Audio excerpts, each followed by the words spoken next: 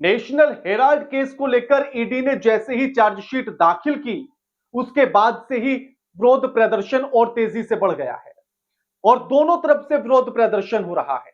कांग्रेस भी कर रही है और बीजेपी भी कर रही है।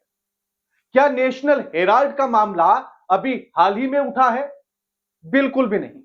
नेशनल हेराल्ड को लेकर विवाद आजादी से पहले का है। अंग्रेजों ने इसको बैन भी किया और सरदार वल्लभ भाई पटेल ने आखिर जवाहरलाल नेहरू को क्यों कहा था रिश्वत घोटाला।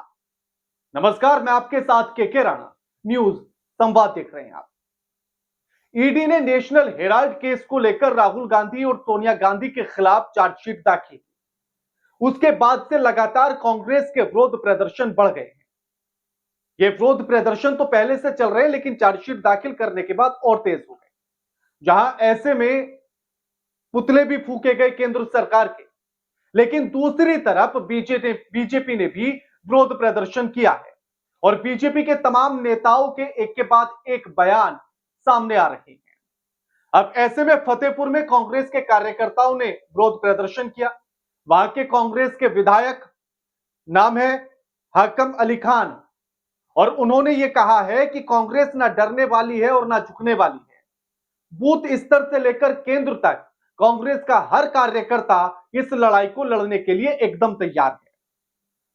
अब इसी को लेकर एक तरफ जहां कांग्रेस का विरोध प्रदर्शन है, तो वहीं बीजेपी का भी विरोध प्रदर्शन चल रहा है।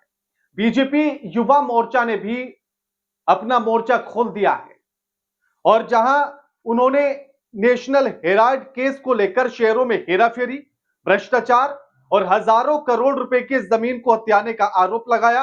राहुल गांधी और सोनिया गांधी का पुतला फूका गया। अब इसी में बीजेपी के तमाम नेताओं के बयान सामने आए, जिनमें संबित पात्रा का बयान सामने आया और संबित पात्रा ने कहा कि इसे आप भ्रष्टाचार या चोरी मत कहिएगा, नेशनल हेराल्ड के पूरे मामले को डकैती कहिएगा और राहुल गांधी और सोनिया गांधी को आज का डकैत कहिए।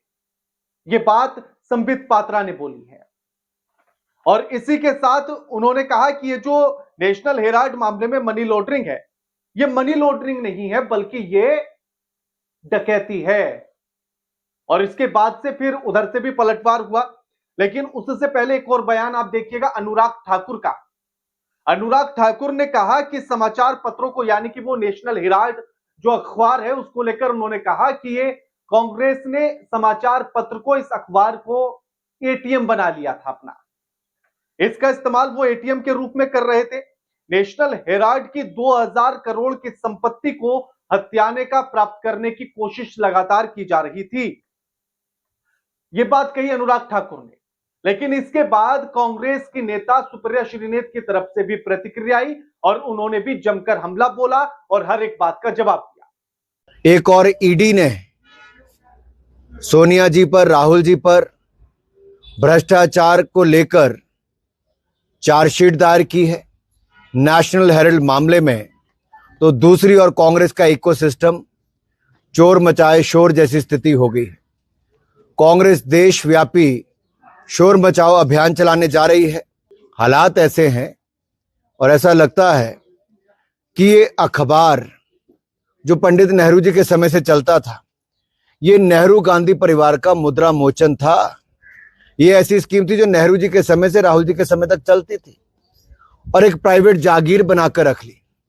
मुझे नहीं लगता अनुराग ठाकुर को इकोनॉमी, फाइनेंस या वित्तीय मामलों की जरा सी तनिक भर भी समझ है। मुझे तो ये भी संशय है कि शायद वो एटीएम का फुल फॉर्म भी ना जानते हो।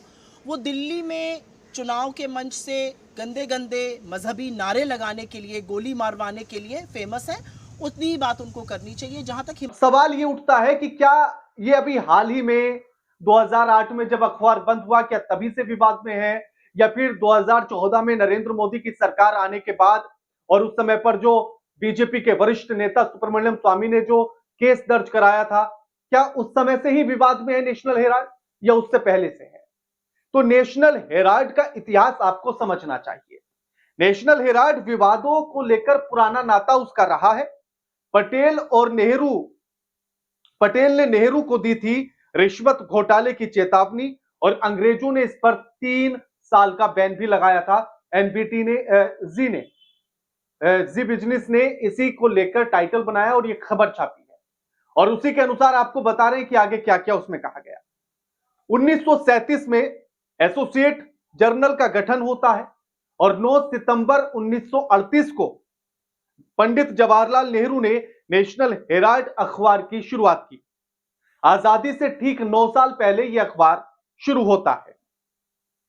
यह अखबार सिर्फ पंडित जवाहरलाल नेहरू ने शुरू नहीं किया था, बल्कि तमाम हजारों स्वतंत्रता सेनानियों की अहम भूमिका इस अखबार को शुरू करने में रही है। और इसके तहत 3 अखबार निकलते थे, जिनमें से एक अखबार अंग्रेजी में नेशनल हेराल्ड निकलता था, यानी कि एसोसिएट जर्नल के तहत जो अखबार निकलते थे वो 3 निकलते थे। एक अखबार इंग्लिश में नेशनल हेराल्ड, हिंदी में नवजीवन और उर्दू में कौमी आवाज, ये 3 अखबार निकाले जाते थे। और इसी को लेकर फिर राहुल गांधी और सोनिया गांधी पर और साथ ही कांग्रेस के तमाम वरिष्ठ नेताओं के ऊपर आरोप लगता है कि उन्होंने जो है 988 करोड़ रुपए की मनी लॉन्ड्रिंग की चार्जशीट दाखिल की गई और यह आरोप उन पर लगा। 3 साल का बैन इस अखबार पर लगता है। अखबार का जो संचालन था वो एजीएल यानी कि एसोसिएट जर्नल लिमिटेड करता था ने, और ये उस समय पर भी बात थी कि पंडित जवाहरलाल नेहरू के इशारों पर यह अखबार चलता था। वैसे भी जब स्वतंत्रता सेनानियों के तहत ये उनकी बड़ी भूमिका इस अखबार को चलाने में रही और देश में स्वतंत्रता की आवाज को बुलंद करने के लिए अखबार चलाया जाता था। तो ऐसे में पंडित जवाहरलाल नेहरू के इशारों पर अखबार का चलना लाजमी है, और ये तब भी लगातार आरोप और दावे होते रहे कि पंडित जवाहरलाल नेहरू के इशारों पर यह अखबार चलता था। और इसी के चलते 1942 से लेकर 1945 तक इस अखबार के प्रकाशन पर अंग्रेजी सरकार बैन लगा देती है। 3 साल तक यह अखबार नहीं चलता। उसके बाद जब प्रधानमंत्री बनते हैं पंडित जवाहरलाल नेहरू, तो वो इसके बोर्ड चेयरमैन पद से इस्तीफा दे देते हैं। और उसके बाद इंदिरा गांधी और उनके पति फिरोज गांधी मैनेजिंग डायरेक्टर बनते हैं एजीएल के, यानी कि एसोसिएट जर्नल लिमिटेड के। लेकिन इसी को लेकर ओएम मथाई अपनी किताब में एक दावा करते हैं, और वो दावा ये करते हैं कि नेशनल हेराल्ड ने बड़ौदा के महाराज से 2 लाख रुपए की रिश्वत मांगी थी। और इसी को लेकर सरदार वल्लभ भाई पटेल को जब इस बात की सूचना मिलती है तो वो पंडित जवाहरलाल नेहरू से इसकी शिकायत करते हैं। उस समय विज्ञापन के नाम पर, यह भी किताब में दावा है कि उस समय पर विज्ञापन के नाम पर अखबार कई बड़े उद्योगपतियों से लाखों रुपए का धन जुटाता था साल भर में। और उसके बाद जो है, जब प्रधानमंत्री नेहरू ने फिर जब वो प्रधानमंत्री बने तो उसके बाद उन्होंने बहादुर शाह मार्ग पर नेशनल हेराल्ड का ऑफिस खोलने के लिए जमीन भी आवंटित की। अब इसमें एक और बड़ी बात यह कि 1950 में, यानी कि आजादी मिल चुकी थी, 1950 में सरदार वल्लभ भाई पटेल ने नेहरू को पत्र लिखा और उसमें वो लिखते हैं कि नेशनल हेराल्ड का समर्थन करने के लिए सरकारी मशीनरी का दुरुपयोग किया जा रहा है, और इस बात का आरोप वो खुद पंडित जवाहरलाल नेहरू पर लगाते हैं। साथ ही वो कहते हैं कि संदिग्ध धन उगाही के बारे में भी उन्होंने पंडित जवाहरलाल नेहरू को चेतावनी दी। सरदार पटेल के पत्राचार में दर्ज इन चिंताओं को नेहरू ने खारिज कर दिया। पटेल की चिंता तब तो जैसे तैसे दबा दी गई, लेकिन अब लोगों के सामने आ रही है। यह बात भी ओएम मथाई की किताब में है, उन्होंने ऐसा दावा किया।